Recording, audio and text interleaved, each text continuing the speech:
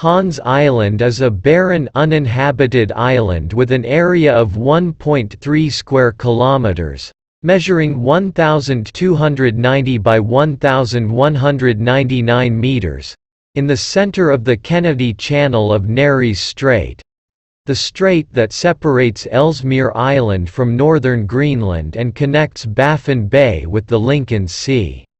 Canada and Denmark end their Arctic Whiskey War.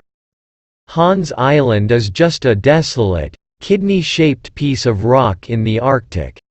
But for 49 years, it has been the source of a rare territorial dispute for Canada because it sits right in the middle of the international boundary between that country and Greenland, an autonomous territory of Denmark.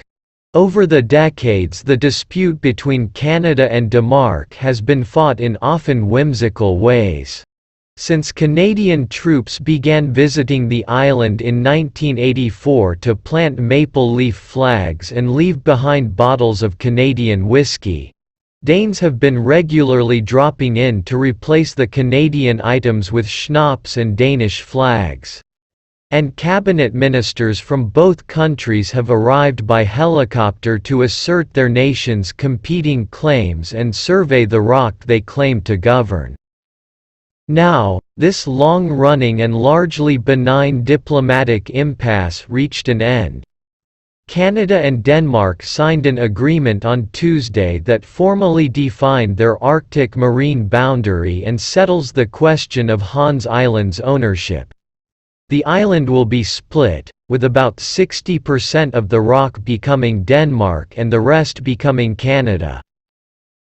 The country's two foreign ministers contrasted the peaceful and successful, if protracted, resolution of the dispute with the violence and turmoil of other territorial struggles, most notably Russia's invasion of Ukraine. This sends a strong signal at a time when we see big powers brutally violating fundamental international law, like what is being done by Russia in Ukraine, said Jeppe Kofod, the Danish foreign minister. It was the friendliest of all wars, said Mélanie Joly, the Canadian foreign minister. But when you look at what's going on in the world right now, particularly since the invasion by Russia of Ukraine, we really wanted to give more momentum and renew our energies to make sure that we would find a solution.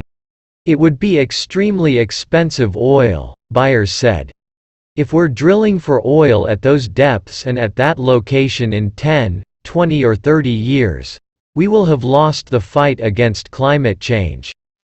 The fight over a meaningless piece of rock dates to 1973, when Denmark and Canada wound up talks about boundary and underwater rights but did not reach an agreement over Hans Island. Some issues around fishing rights were long ago settled by other international treaties. But Joly said the newly settled marine boundary between Canada and Denmark, which she characterized as the longest in the world, will provide an important example to other nations as they deal with questions surrounding the Arctic seabed and the resources it contains. Oil and gas reserves lie in the 22-mile-wide Nares Strait where Hans Island sits and that separates the two countries. But Michael Byers, an international law professor at the University of British Columbia who studies Arctic sovereignty, said that the resources are too deep and the area too filled with icebergs to make offshore drilling likely. The ministers said that reaching an agreement involved talks by both countries with Inuit who live on both sides of the border and who know the island as Tartu Palak.